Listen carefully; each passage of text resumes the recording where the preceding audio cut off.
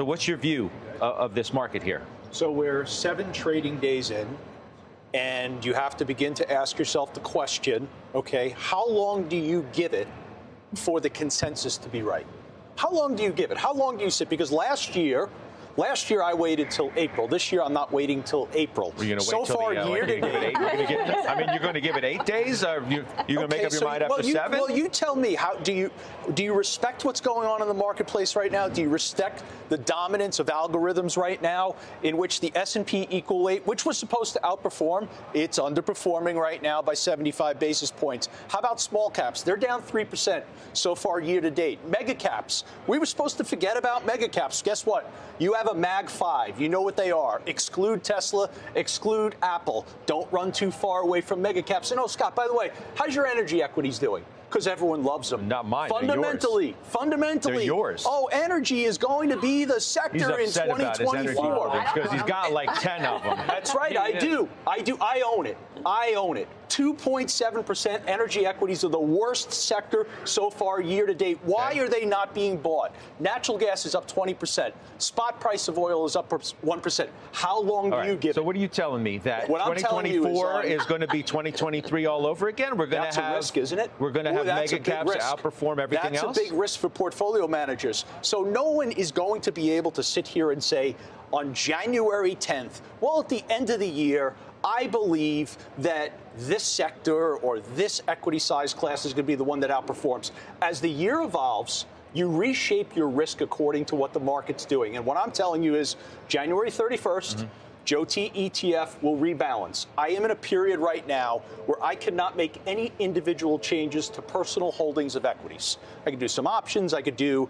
the QQQ, the SPY. But I'll tell you what. So you could just get worked up and angry about it. I'll tell you what. On January 31st, if this is the formation we have right now, I personally own Microsoft.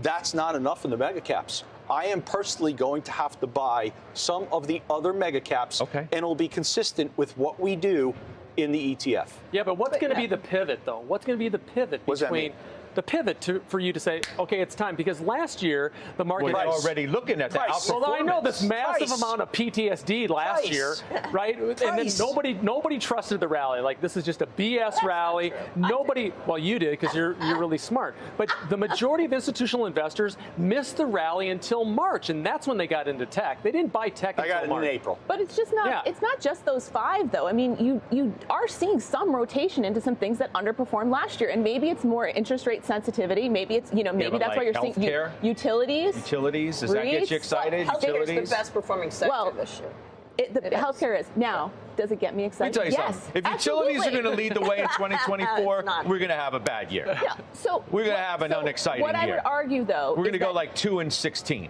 What I would argue is that there might be a perception, and I think it would be an inaccurate perception, that right now this short-term strength in those more defensive sectors is indicating that we're entering a period where we are setting up for a more bearish tilt. I think that's overstated. I think that there is just a little bit of rotation right now, looking at some of the laggards, taking some money off the table, and perhaps in those 2 names or the other 4 names that aren't participating along with these 5, there could be a rotation. Right. So, but there are things that are doing well, Scott, that are outside of those 5 names. But let's zero in on this a little bit more. This comes down to a debate, Carrie, over whether mega cap tech is too expensive or not. You come into this year, people say, well, valuations are too stretched, so therefore there's going to be a rotation into valuations that are more attractive and cheaper, right? Like some of the areas that we've already talked about, energy and healthcare, industrials and things of the like. RBC today downgrades tech to market weight from overweight.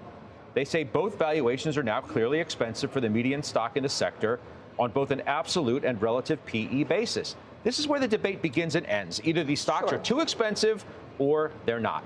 So let's talk about a couple things that already we've heard. One is Joe's getting nervous. Look at Meta. Meta is the sort of name that makes people nervous who don't own it. Meta's up almost 4% today. Correct. I wouldn't use the word nervous. And it is, well, sorry, but I did already. I would. Go ahead. It's so close to its all-time high. I mean, people are saying better scramble and buy some because we haven't owned any, and just run and catch the train. And I think that expensive is not a term that applies the way sort of traditionally one would think of stocks. NVIDIA, people talked about it as being expensive. It turned out it wasn't expensive at all. You know how much NVIDIA is up over a week?